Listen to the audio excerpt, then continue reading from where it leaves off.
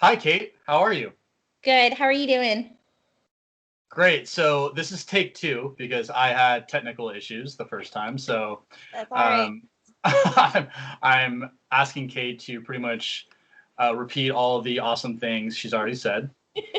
Um, but yeah, anyway, so I'm really excited to have Kate on the podcast because she has just so much experience in childhood adversity and uh, trauma and both personal experience but also just incredible professional expertise and experience and so it's just such an honor to have you here and to talk to you.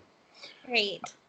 So yeah, if we could just dive right in and just tell us a little bit about yourself and just share whatever you're comfortable with. Sure. So my name is Kate. I'm a licensed clinical mental health counselor, a licensed clinical addiction specialist, and I'm a nationally certified counselor as well. I am rostered to provide a type of therapy called trauma focused cognitive behavioral therapy. It's called TFCBT for short. It's a type of therapy where I work with kids and helping them process and kind of overcome traumas. Um, I do also work with some adults, but it's mostly kids these days. Um, I have two master's degrees, two certificates. One is specifically in trauma. And I also have the unique experience of having gone through a trauma myself. And I think that really helps me, providing therapy to the kids that I work with.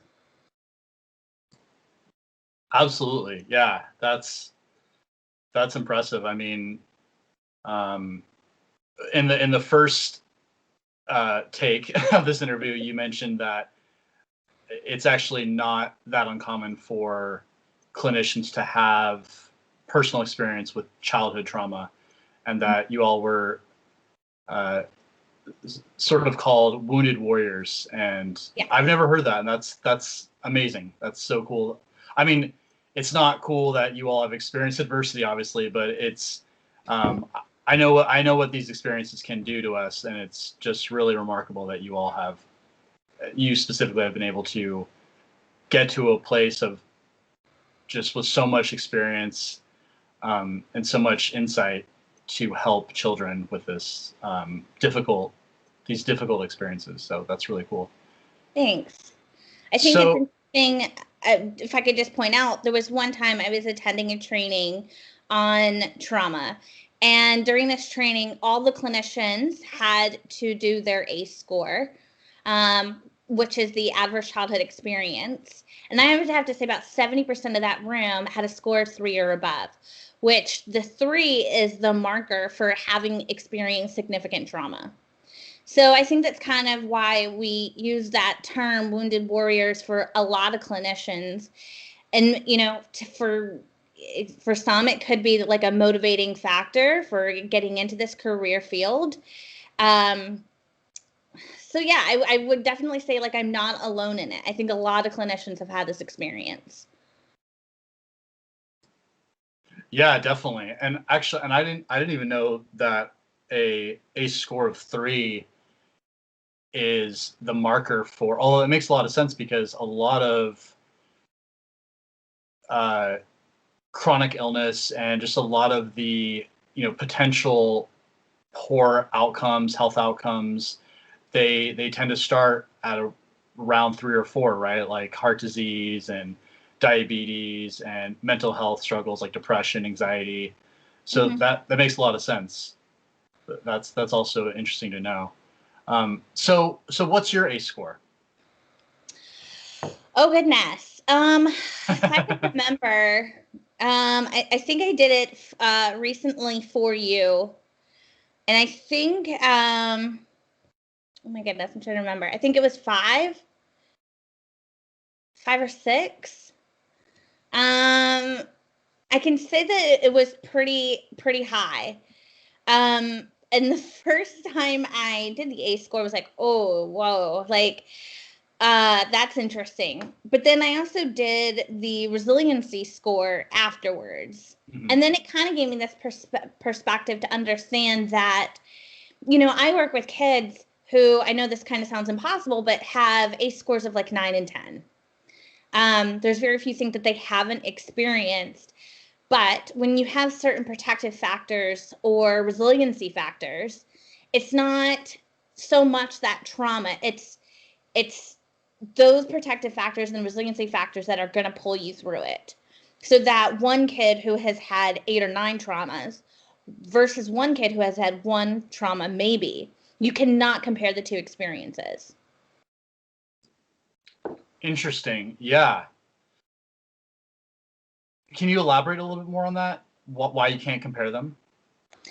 The reason I would say that you can't compare them is because there's so many multiple protective and resiliency factors. There's opportunities there where interventions can be made to help kids as in their lives as they're going through these traumas. So, just for example, protective factors can be broken down to different categories such as social support, coping skills, physical health, a sense of purpose, healthy thinking, and self esteem. Now, those are all different protective factors.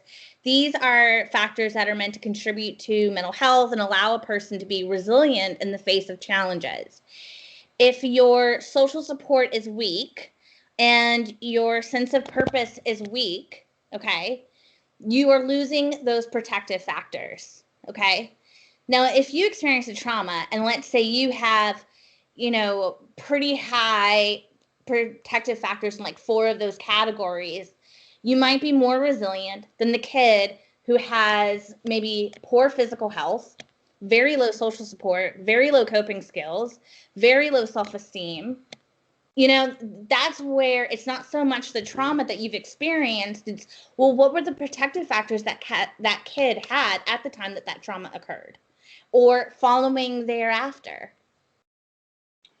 That makes a lot of sense. And to me, it just really proves how critical protective factors are. I mean, because kind of like what you're saying is people can experience really high A scores, but if they have a high resiliency score, they still have, a decent chance at having a more positive life outcome. Yeah. Correct. And right. And just to, elaborate on this. So you have resiliency, which is a person's capacity to cope with changes and challenges, right? Protective factors are those factors like sense of purpose and physical health that help improve your ability to have resilience, okay? So the more resilient someone is, the better they are at getting through the tough times, the better their chances at recovering from the experiences of adversity and trauma. I don't know where else I was going with that. Sorry. No, this is by far the most insight I've ever had into protective factors because, there's not a whole lot. Like obviously there's resources and stuff, but I don't really find I've never found this much information on like usable information on. It makes sense given your profession and your academic and professional experience. That I'd be hearing this from you, but this is really valuable insight. So thank you. You're welcome. I know we're going to talk about it more, but I've always kind of struggled with fully understanding protective factors and how they help to buffer children from adversity. So this is really valuable for me. So that's great. So kind of shifting back to your story. Yeah. How many of your ACEs would you say were caused by alcohol or alcohol addiction? I would say all of them. I would say all of them. Yeah, that's a consistent theme on this podcast so far. Yeah, it's it's a reminder of sort of the power of alcohol addiction, right? Just in how it can ravage a family and a child's life, and how it creates what are called ACE clusters, correct? Right. It's just, it's a source of a lot of stress and fear and trauma and adversity. And yeah, so given that all your ACEs were due to alcohol addiction, what was your experience like at home? Which parent or adults were addicted to alcohol? So I grew up in a household where my father was an alcoholic. Um, and my mom was very codependent on it. Um, it's funny how growing up in that kind of like lifestyle, that kind of home, um, I didn't really kind of understand that it was different or significant from anybody else's life until I was probably um, maybe 9 or 10. But I think the reason for that is part of the alcoholism. I think for many families is keeping it a secret. So it wasn't until like 9 or 10 where I had to be, I think, more cognizant of what I could and could not say. And I became aware of that. Um, I think I also started to like notice more, um, and pay more attention to kind of like my home environment. Um, when I became aware. Um, but I also have to say, what I think is interesting, when I work with kids who've experienced a trauma, every kid is a little different. Some of them don't really understand that they've experienced a trauma, and you got to be really careful here because you can't put them in trauma therapy because mom says they've experienced a trauma and that kid doesn't see it as this trauma. It was like a scary thing that happened one night, but you can't sit that kid down and go, you've experienced a trauma. Here's all the symptoms you should have. And you start with this Right, intense therapy, and then this kid's like, whoa. So I was that kid early on. It really, really right. wasn't until I got much older that I was like, well, yeah, all that really sucked. Like I just kind of like I skirted it. I put it under the rug. I compartmentalized all of those things in my head. Definitely. That makes a lot of sense. And I would imagine it's common for children from parental alcohol addiction homes to feel othered a little bit, and Mm-hmm. to feel, but like initially not seeing that there's a problem, right? And or not really understanding the full scope of that problem.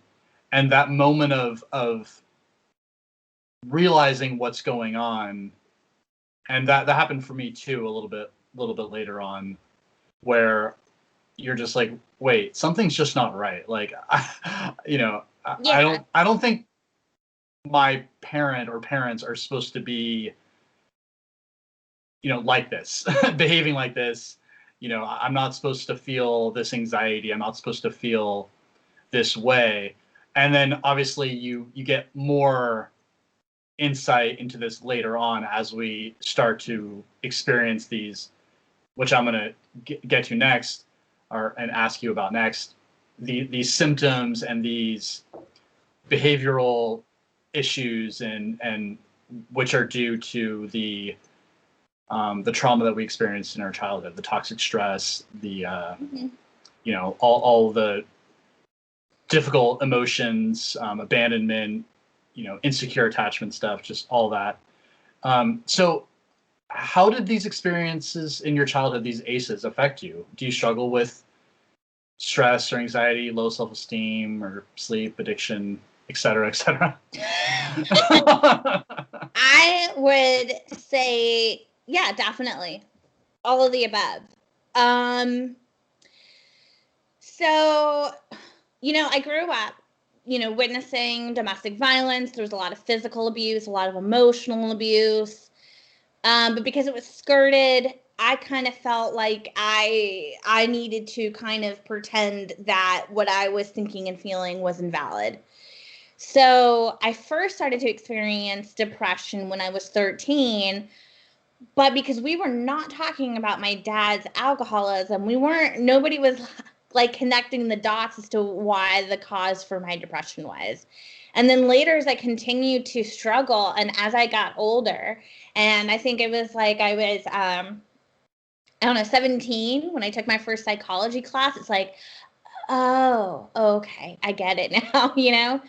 Um, so I kind of break down to make it really easy for people, like the common reactions to trauma. You have re-experiencing it. So that's nightmares, flashbacks, the distressing thoughts and feelings. I definitely had a lot of the distressing thoughts and feelings. Then you have avoidance of trauma reminders, and that's avoiding people, places, or things, suppressing your thoughts, using drugs or alcohol to suppress it, avoidance. I did a lot of that. Negative thoughts or feelings. I think this was probably the hardest one for me. Negative thoughts or feelings from having a trauma can look like, the world is an unsafe place. I can't trust anybody. I'm never going to be happy. It's all my fault. You feel isolated and disconnected from people, even when you're around them.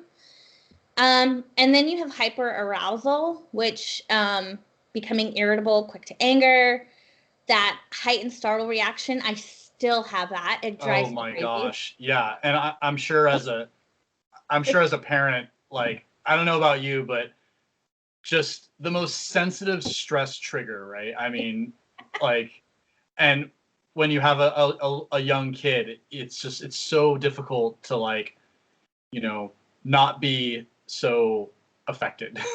I know you have to rein it in, and then I mean, I'm really good at compartmentalize that.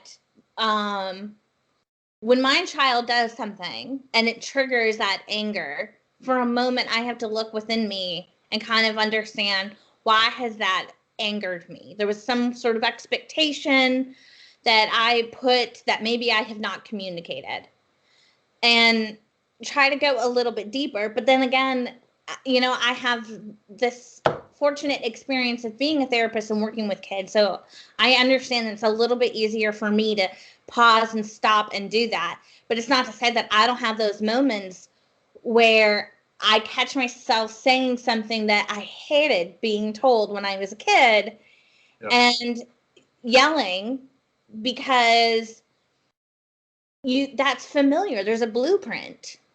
It's really, really hard to escape that blueprint. I grew up in an alcoholic household, and then I ended up marrying an alcoholic. I followed a blueprint. Right. And, it happens. Even when I married him, I was just finishing my master's. Like, I had the knowledge. But I think that kids who grow up in this house, in homes with addiction, just get chaos is normal. Chaos is normalized. You're addicted to it. If things aren't going on, you got to try to understand safety. And sometimes it's mass cleaning of the house because that's the only way I can feel comfortable. You have to make safety and chaos and these ever going themes. Definitely. Yeah. So what you've already explained what protective factors are and what a resiliency score is, essentially. Yeah. So I guess my question would be is, like, what are some ways that someone could build resiliency to adverse childhood experiences? Like, are there certain interventions that can be taken, or are there, like, certain resources that can be good for increasing a child's resiliency? Yeah. So there's things you can do with when the child is still young, and then there's things you can do after the fact.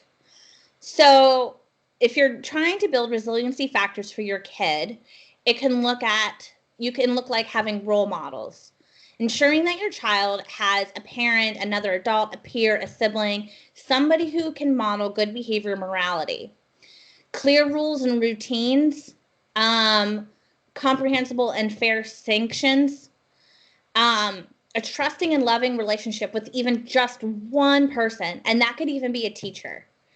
Offering praise. One thing I'm always telling my parents is you don't have to say no all the time. Just flip it and turn it around to thank you for doing that. I'm really glad you did that. I really appreciate you doing that. Thank you, thank you, thank you. Praise more than you say no. It goes a really, really long way. Consistent direct and indirect protection for physical and emotional health. So, even if it's regularly taking them to the doctor, I can't say enough how important it is teachers and doctors are in a kid's life in identifying traumas. Definitely. Yep. Faith. Sometimes it can look like going to church or having a strong religion. Teaching problem solving skills. Helping them in their peer interactions. These are all very small things that can become very, very big resiliency factors. Help them learn from their mistakes. Help them see their strengths. Teach them empathy. Give them realistic expectations. Help them set goals. Those are the big things. But I also want to say that I think it's important for each kid to have one good adult in their life. And that one good adult can be that person to teach them self-esteem and provide support and a break from a dysfunctional house, And so if you're in a position where a kid has reached out to you, that took a lot of courage and strength. And sometimes they just need one significant adult in their life that they can trust and that they can come to. Yeah. And it makes sense that teachers being a protective factor has been a pretty common answer so far in my interviews.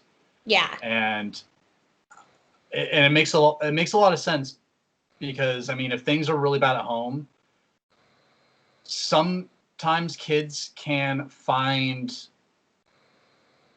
solace, find protection and consistency and stability at school.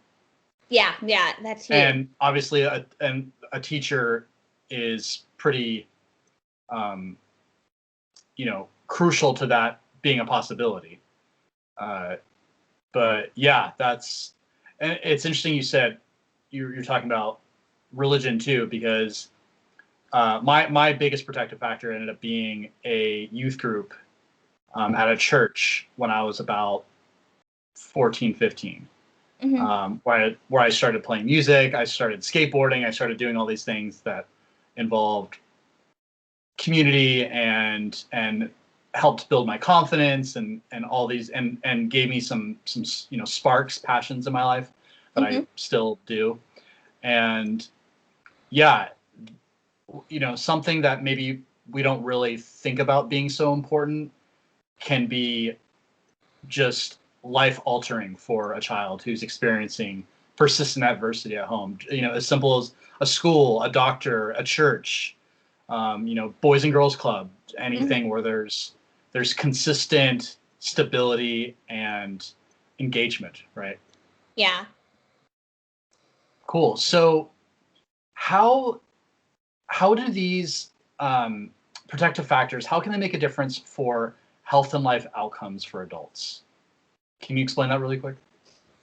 So, I mean, there's lots of studies to show that the more ACEs that you have experienced in your life, the more likelihood for significant health disorders, mental health disorders, difficulties that you might experience in adult life.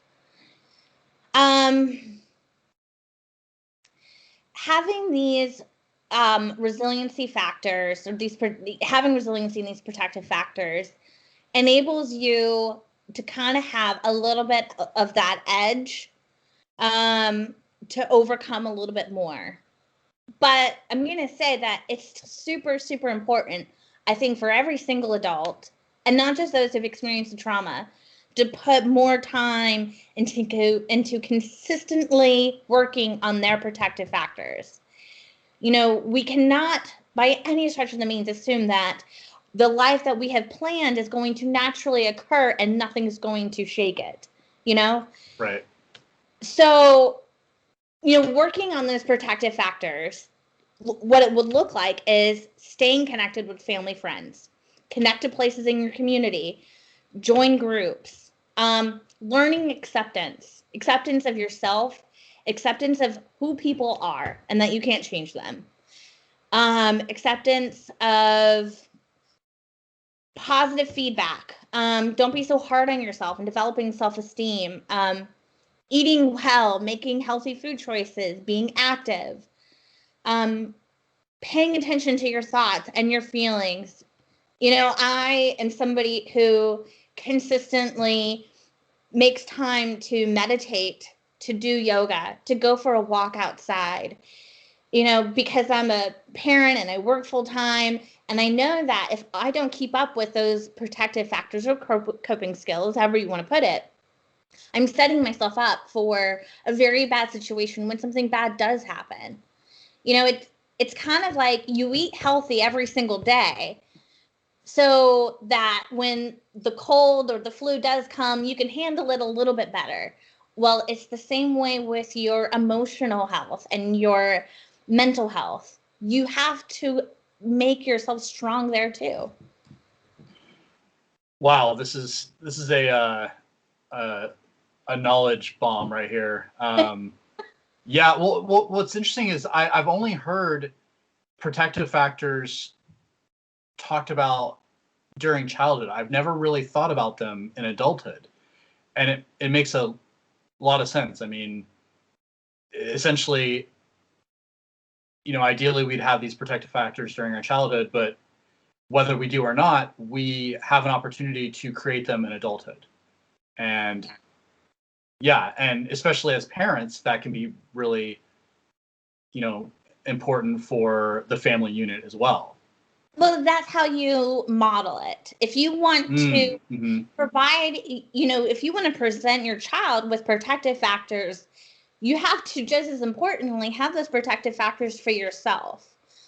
When I explain to my daughter that I'm going to take time to meditate or we do yoga together, I'm demonstrating for her self-care, emotional health, physical health. I'm modeling for her the protective factors that I also want her to develop within herself. And honestly, I think that as we get into being adults, like, we need way, I think, more protective factors than kids. Like, nobody is going to be taking care of us and making our meals. You know what I mean? Right, right, yeah, yeah. No, that makes a lot of sense. That's really fascinating and really helpful. Um, just really quick, you sort of alluded to them a little bit, but was school or a church, or were any of that your protective factors as a child? I think my biggest protective factor, oh, well, I was going to say my family, but I can also say that my family, like my grandparents and my aunt and uncle and them, you know, they also kind of participated in the keeping the alcoholism a secret. But I can say that there were times that they took me to like air shows, or they took me to the state fair, or I would spend the night and they were there for me, or I could come to them crying. So I think my family was huge. I had one or two teachers that saw my potential and really listened to me. They knew that if I wasn't doing good in school, they took time to listen. My sister was a huge protective factor because she was 6 years older than me. And so she was kind of almost like a second mother, a little bit of a guardian. And because she lived in the house, she knew what it was like. She knew what was going on. So if I'm in the closet crying, she's going to hide with me. When she moved Wow. out, I could be on the phone with her, and I'm in the closet because I'm scared, I'm terrified, but I knew that I could call her and she could be there for me. You know, just very, do you want me to come and get you? Tell me what's going on. You know, that is what I needed. Well, yeah, that's beautiful.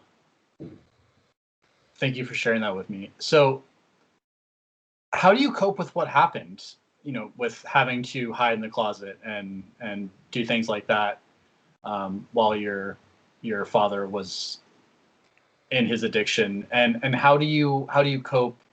Again, you talked about it a little bit, but how do you cope and recover from the symptoms of your childhood trauma? You know, what's very interesting is, so I recently divorced my husband, who is an alcoholic. And while I was going through stuff, I found all these old journals that I started writing in when I was like 9 or 10.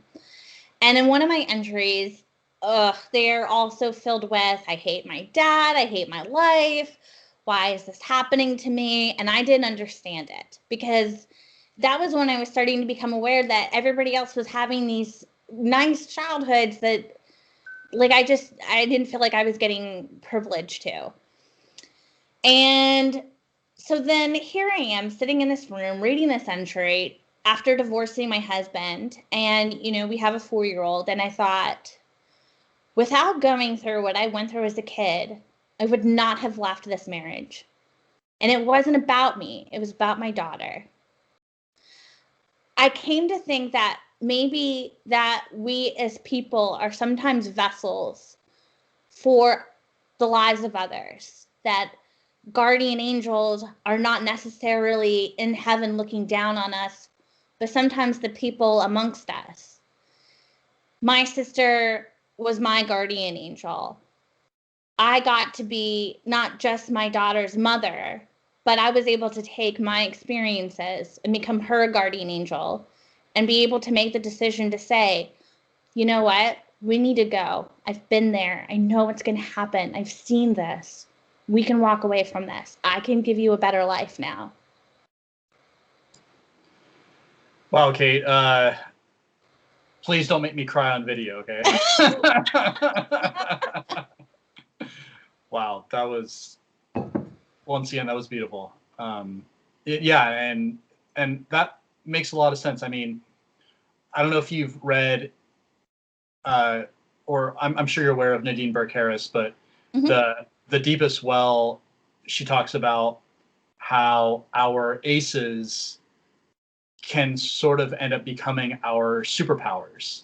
Yeah. And it's almost like your ability to see the writing on the wall, right? To see the red flags, to see the signs that your husband at the time wasn't getting any better.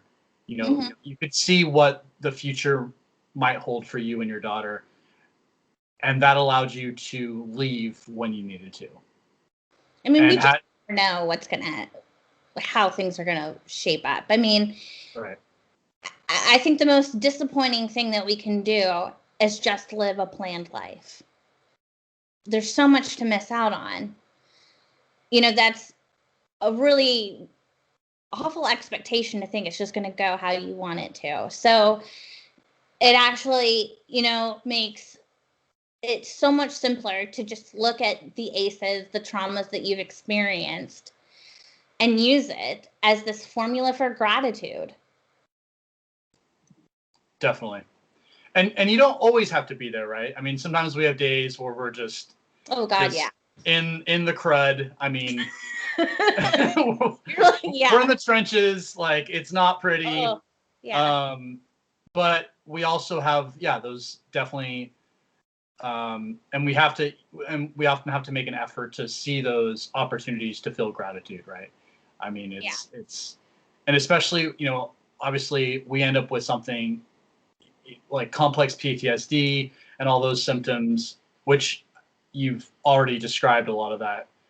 What, I mean, feeling bad about yourself and thinking negative thoughts. I mean, those are all symptoms of complex PTSD, right? So it's like, it's not natural for us to think positive, right? It's not, and it makes sense. It's a survival. I mean, that's a survival reaction, right? It's like, called the negativity bias. Right. So the negativity bias basically sets us up to where we are going to remember the one bad memory out of the 10 positive ones, because your brain is trying to keep you alive. It wants you to remember the one bad thing that happened, because it wants you to not go back and not do that. And that makes it really inconvenient when you've experienced a trauma and your brain, your amygdala, has held on to the fight and flight or freeze experience that you have had to keep yourself from not repeating it. But then you've got all these trauma reminders, and it stinks. I think, though, and what I love to do with my kids in trauma therapy is teach them, give them that knowledge to understand that, whoa, this is a trauma symptom that I'm having right now, and I know coping skills. I know how I can get myself through this. I can feel today like I don't want to go out in the world and I can't trust anybody. And you know what I could do? I can journal about it, or I can bake. I can make myself coffee.